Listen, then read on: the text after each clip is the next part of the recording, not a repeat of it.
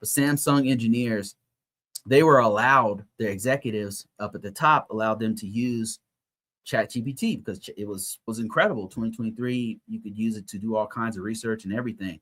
And so Samsung let them, their top engineers, help them to solve these problems. But unfortunately, that code, the part of the code that they were uploading into ChatGPT was sensitive information. Samsung, I don't know if you, but Samsung is no joke. Samsung's competing directly with Apple, one of the richest companies on planet Earth. Samsung is a Korean company that's competing directly with China, directly with Japan's best technology. Samsung is no joke on several levels. And I believe the code that they put in had to do with their storage, because they've got some real innovative stuff at the time for storage. They put it into ChatGPT, and unfortunately, OpenAI's terms of service allow them to use your inputs to train their model. So now they're going to use your proprietary information to continue to train their model, and now they subsequently know your best secrets, right? Or your PII or whatever you're using. So you got to be really careful with, I don't recommend you use, especially if you have very sensitive information, you should not upload that stuff directly into the cloud, because it's a company you're uploading. Now you're giving your information to another company and they can do with it what they will. And in the terms of service, it says, hey, we're going to train on your data. If you use our stuff, we're going to train on your data. If you're okay with that, then go ahead. There's ways around that. And a couple here have to do with having what's called a DLP policy on your AI. That means data loss prevention. Like, data is not allowed to leave the premises of your organization. That would make it so you can't use certain AI models that are in the cloud. There are alternatives. You can use what's called a small language model, where it's on your local system, and it doesn't go into the cloud, right? And in that way, you can actually use Chinese models by downloading them directly on your computer and not allowing them to go outside of your network. They only stay on your system, and then there's no way the data is going to go out. So that's one of the things you can do. Or you can use ChatGPT, or they have instances where you can download them or gate it where the data is not allowed to go outside of your network. So there are different things you can do. And it mentions here premises, a small language model for sensitive information, output filtering for PII credentials, prohibit training on sensitive information. Now, another one would be to train people who are using it. If you tell people in your organization, you guys are allowed to use this, make sure that there's training to let them know, hey, just like a regular browser, you can use Google, right? You can't put sensitive information into Google. You're not supposed to. Sensitive information into Google and start messing around with it, just like you can't. And similarly, you can't use that AI to put sensitive information in there. All right, let's keep going, guys.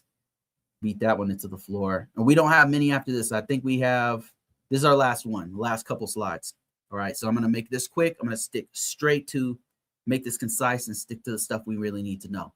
One of the main features of cybersecurity is the protection of confidentiality, integrity, and availability. If you understand those concepts, other questions about this, you can figure them out on your own. It becomes common sense if you really understand protection of confidentiality, secret information, private information, sensitive information, integrity, making sure the data is what it looks like on its way from point A to point B, it looks the same and nobody's tampered with it. And availability, making sure it's available to people without being disturbed or interrupted. You understand those three concepts, everything else will make sense.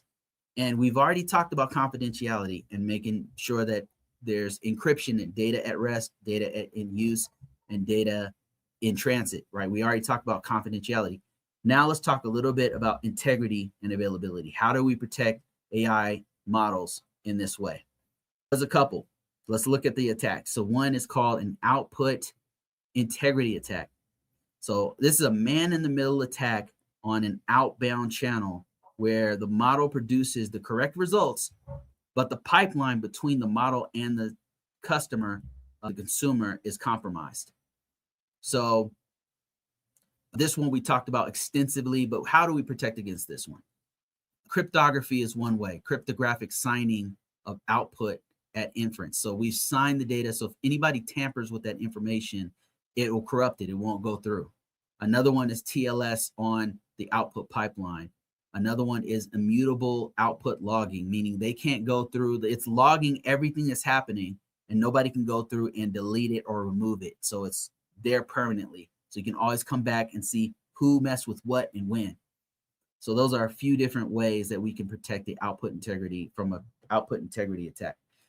So another one is model skewing. This is an attack where there's a gradual corruption of the model's behavior through manipulation of its feedback with continuous learning loops. So somebody's going in there and trying to manipulate the data by telling it different things. So what can we do with this? We can freeze production and model retraining so that it's only training on verified data. And it can't just train off any random set of data. It has to train off of certain amounts of types of data that's gone through and been vetted. Anomalous detection is another thing we're going to do. We're going to look at we might want to log every single one of the person, of anybody actually putting queries in. And then we're looking for anomalous detection, like weird things that they're saying or doing or interacting with the model, so that we can make sure that people aren't trying to corrupt the system. So another one is another weakness is model denial of service attack. This is where an attacker will flood the model so that nobody can use it, or it's limited use because they're flooding the model with all kinds of nonsense.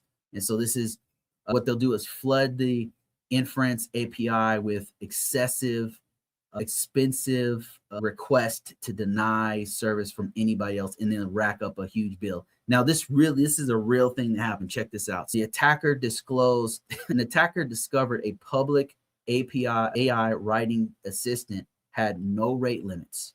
So they know that it has no rate limits, right? And then they sent a 40,000 parallel request. So prompt after prompt, 40,000 prompts that triggered a maximum length response. And then the service was unavailable for 6 hours and the bill was $94,000. So how do you protect against this? Rate limiting, token limiting, input quotas, cost monitoring with automated alerts, CAPTCHAs built in to there's a ton of different things you can do for this.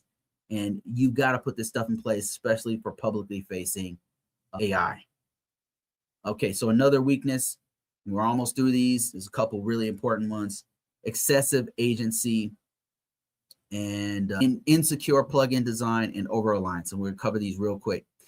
Excessive agency means that AI agents, like I know you've been hearing a lot about AI agents, about how an LLM, you can use an LLM to go through and perform actions, right? So that said, you don't want to make it overly permissive. So an AI agent given too many permissions or too many broad scope acts beyond intended purpose, that is really bad because it can be subject to injection attacks. It can have all kinds of mistakes and all types of things can happen with this.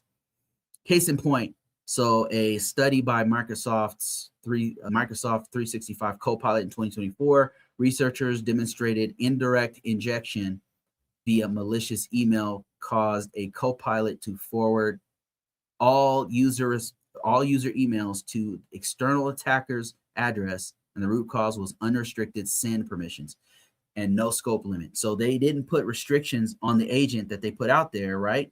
And then they were able to exploit it by having it send out, because the send wasn't restricted, so it could just send out a whole bunch of emails. So what do we do? How can we protect against this? Principle of least privilege. Now, this is a common thing. If you're a cybersecurity person, you have definitely heard this before.